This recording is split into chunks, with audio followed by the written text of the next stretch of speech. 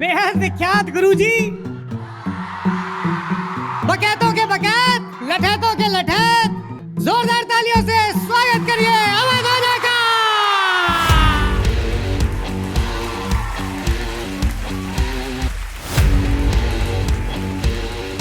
नमस्कार दोस्तों, आप देख रहे हैं दुनिया भर की राजनीति। आशा करता हूं कि आप सब अच्छे होंगे।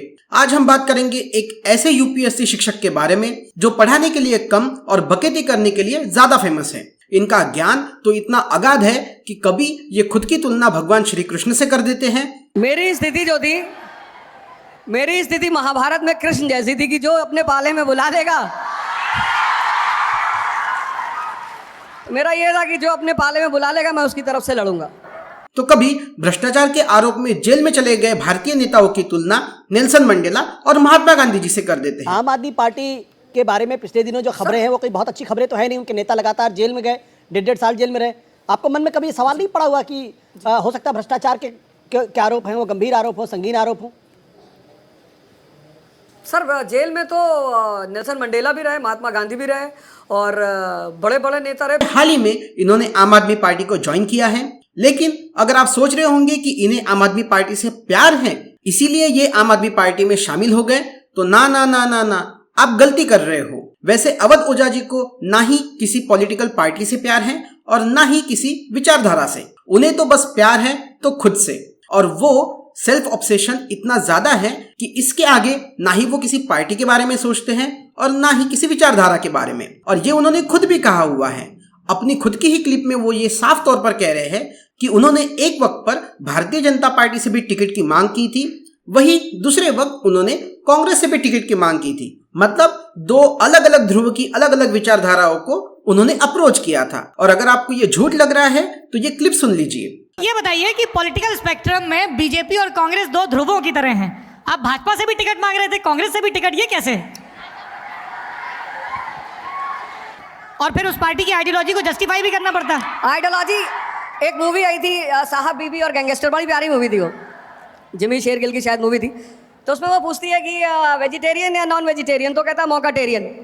दोस्तों, अगर आप अभी भी हमारे वीडियो के साथ जुड़े हैं तो मैं आपसे अनुरोध करूंगा कि कृपया करके हमारे चैनल को सब्सक्राइब करिए, वीडियो को लाइक करिए, ज़्यादा से ज़्यादा शेयर करिए ताकि हमारे नए चैनल को बढ़ने में और भी आसानी होगी। धन्यवाद। तो चलिए वीडियो की तरफ आगे बढ़ते हैं। और दोस्तों, इनका आप डबल स्टैंडर्ड देख लीजिए कि इन्होंने अभी आम आदमी पार्टी को ज्वाइन किया है, वही कुछ दिनों पहले तक इनका खुद का ये कहना था कि इनको किसी पॉलिटिकल पार्टी में नहीं जाना है, ये 2028 में खुद की पॉलिटिकल पार्टी बनाएंगे। तो आप सोच सकते हो कि एक शिक्षक के नाम पर जिनका खुद का ही कॉन्सेप्ट क्लियर नहीं है, वो सामने वाले के कॉन्सेप्ट क्या ही क्लियर करेंगे। दूसरा खतरनाक सवाल, अब मैं थोड़ा सा स्ट्रक्चर तोड़ रहा हूँ गुरुजी इंटरव्यू का। अवध ओझा चुनाव कब लड़ेंगे? भैया हम तो किशनगंज से लड़ेंगे, किशनगंज से चुनाव लड़ेंगे। बिहार की जो हमारी सीट होगी वो किशनगंज होगी, किशनगंज से लड़ेंगे। लेकिन 28 में अपनी पार्टी खुद बनाएंगे, अब की बार किसी से कोई वोट की। वैसे हाल ही में आम आदमी पार्टी में शामिल होने के बाद उनका इंटरव्यू एनडीटीवी के एंकर ने लिया और यहाँ पर भी उन्होंने बकेती में कोई कमी नहीं की, बल्कि उनकी बकेती सुनकर आप भी अपनी हंसी रोक ही नहीं पाएंगे। इतना ही नहीं तो इसी इंटरव्यू में आशुतोष जी भी बैठे हुए थे, लेकिन अवध ओझा सर के सामने तो आशुतोष जी भी एक समझदार इंसान लग रहे थे। मतलब इतना गजब का ज्ञान दिया है कि आप भी अपना माथा पीट लोगे। तो चलिए दोस्तों, हम इस इंटरव्यू की कुछ क्लिप सुनते हैं। अवध ओझा यूपीएससी कोच हैं और नेता हैं आम आदमी पार्टी के। ओझा सर, सवाल ये है कि गमछा डाले हुए ओझा सर अब आम आदमी पार्टी की टोपी पहनेंगे, तो इतनी सारी पार्टियां थी, आम आदमी पार्टी क्यों? जी मैम, बिल्कुल। जिस पार्टी ने एजुकेशन की इतनी बड़ी अलख जगा दी कि दिल्ली को एजुकेशनल लेबोरेटरी बना दिया कि विदेशियों को भी तारीफ करनी पड़ी, पहली चीज़। और दूसरी चीज़, इतना ससम्मान और प्रेम का निमंत्रण दिया, और वो भी इस आधार पे दिया कि हम चाहते हैं कि हमारी जो शिक्षा की विकास धारा है उसमें आप हमारे सहयोगी बने, तो फिर तो इधर आना ही था। अंग्रेजी बोल बोल के कैसे बात को घुमाया जाता है। मतलब दोस्तों, आप खुद ही समझ सकते हो कि जिस एजुकेशन या फिर शैक्षणिक पॉलिसी का नाम ले लेकर अवध ओझा जी आम आदमी पार्टी को ज्वाइन करने की दुहाई दे रहे हैं, वो खुद भी एज अ यूपीएससी टीचर क्या कभी उन्होंने शैक्षणिक तौर पर किसी को फ्री में पढ़ाया हुआ है? उनकी खुद की क्लासेस की फी ऐसा बताया जा रहा था कि वो 1,60,000 तक थी। मतलब आप खुद सोच सकते हो कि इतनी बड़ी फीस, इतनी महंगी फीस लेकर अगर आप यूपीएससी की कोचिंग करते हो और उसके बाद भी अगर आप सफलता नहीं प्राप्त करते हो तो क्या आपको उस फीस का रिफंड मिलता था? इसका तो कोई रिफंड नहीं था।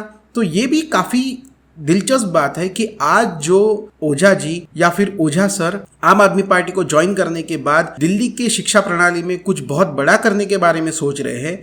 अगर वो खुद के यूपीएससी कोचिंग क्लासेस में कुछ बड़ा नहीं कर पाए तो वो दिल्ली की एजुकेशन पॉलिसी में ऐसा क्या ही बड़ा कर लेने वाले थे, क्योंकि उनके अलावा भी तो दिल्ली की एजुकेशन पॉलिसी चल ही रही थी। या फिर हम ये कह सकते थे कि किसी भी सरकार की एजुकेशन पॉलिसी तो चलती ही रहेगी, उसमें अवध ओझा जी जैसे यूपीएससी टीचर ऐसा क्या ही बड़ा काम कर लेने वाले हैं कि जो वहाँ की सरकार नहीं कर पाएगी। और इसका जवाब भी उन्होंने सही ढंग से यहाँ पे नहीं दिया हुआ है। ओझा सर हमारे साथ यहाँ पे स्टूडियो में हैं आशुतोष और हर्षवर्धन त्रिपाठी, वो भी आपसे सवाल पूछेंगे। आशुतोष जी। ओझा जी, भारतीय जनता पार्टी क्यों नहीं ज्वाइन किया आपने? आम आदमी पार्टी के बारे में पिछले दिनों जो खबरें हैं वो कोई बहुत अच्छी खबरें तो है नहीं। उनके नेता लगातार जेल में गए, 1.5 साल जेल में रहे। आपको मन में कभी सवाल नहीं पड़ा हुआ कि हो सकता है भ्रष्टाचार के आरोप हैं, वो गंभीर आरोप हो, संगीन आरोप हो?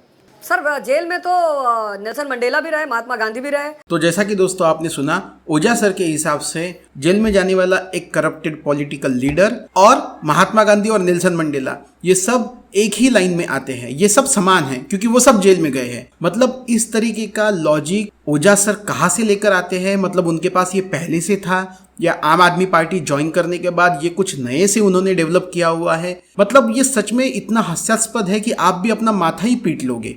और बड़े बड़े नेता रहे, पूरी हिस्ट्री जो भरी पड़ी है वो नेताओं के जेल जाने की हिस्ट्री भरी पड़ी है। तो जेल जाना मेरे ख्याल से ऐसा थोड़ी है कि जब तक जुडिशरी इस बात को निश्चित नहीं करती कि आदमी सही है या गलत है तब तक तो हम उसे कुछ मान ही नहीं सकते। ये सुनने के बाद तो मुझे ये साफ तौर पर लग रहा था कि ये भाषा एक यूपीएससी टीचर की नहीं है, ये भाषा साफ तौर पर उन राजकीय नेताओं की है, उन राजनीतिक नेताओं की है कि जो भ्रष्टाचार करते हैं, जो अलग अलग तरह के गंदे काम करते हैं और उसके बाद में खुद को बचाने के लिए वो जुडिशरी का सहारा लेते हैं और ये कहते हैं कि अभी तक हमारे ऊपर कुछ साबित नहीं हुआ है इसलिए हम आरोपी ही नहीं हैं। तो ये उस तरीके का ज्ञान अभी ओझा सर दे रहे हैं और ये सुनकर तो बिल्कुल ऐसा नहीं लगेगा कि ओझा सर पहले यूपीएससी के टीचर रहे हुए।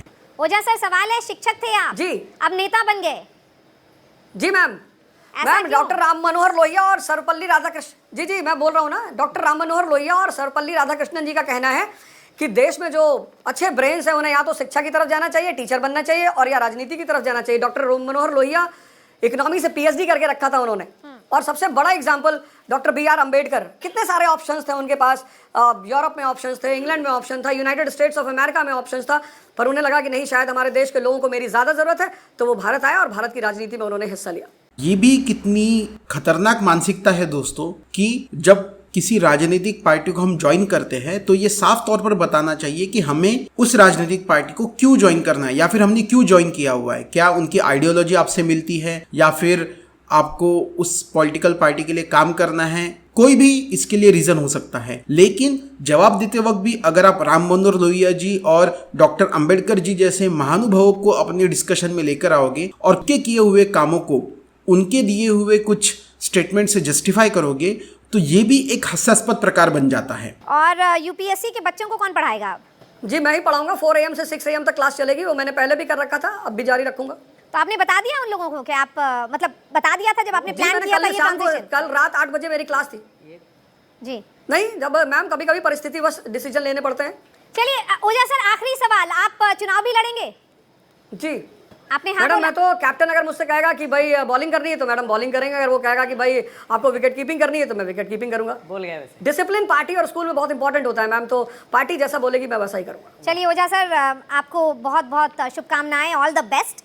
आपकी नई इनिंग्स की शुरुआत हुई है, एक नए और इंटरव्यू में इतनी बकेती पहनने के बाद तो एंकर को भी हंसी आ गई और उन्होंने आखिर में सवाल पूछ लिया कि अगर आपने पॉलिटिक्स को ज्वाइन कर लिया है तो आपके यूपीएससी के स्टूडेंट कौन पढ़ाएगा, और उसके ऊपर सर का जो जवाब था वो भी सुनने लायक था। मतलब दोस्तों, यूपीएससी के स्टूडेंट को राजा बनने की कहानी बताते बताते हमारे अवध ओझा जी, जो कभी कभार बकेती के राजा हुआ करते थे, आज वो एक पार्टी और एक पार्टी नेता के गुलाम बनकर रह चुके हैं कि अगर पार्टी नेता बोलेगा तो ये चुनाव लड़ेंगे, अगर पार्टी नेता नहीं बोलेगा तो ये चुनाव नहीं लड़ेंगे। और सबसे हास्यास्पद बात यह है दोस्तों कि इसको भी वो जस्टिफाई किससे कर रहे हैं, तो राम मनोहर लोहिया जी और doctor B R Ambedkar ji के स्टेटमेंट से, उनके किसी रेफरेंस से। तो ये भी एक हास्यास्पद बात है कि कैसे यूपीएससी के टीचर्स, जिनको आगे आने वाली पीढ़ी को बढ़ाना चाहिए, उनको बनाना चाहिए, उसके अलावा वो खुद ही राजनीति के नेताओं के तलवे चाट रहे हैं। और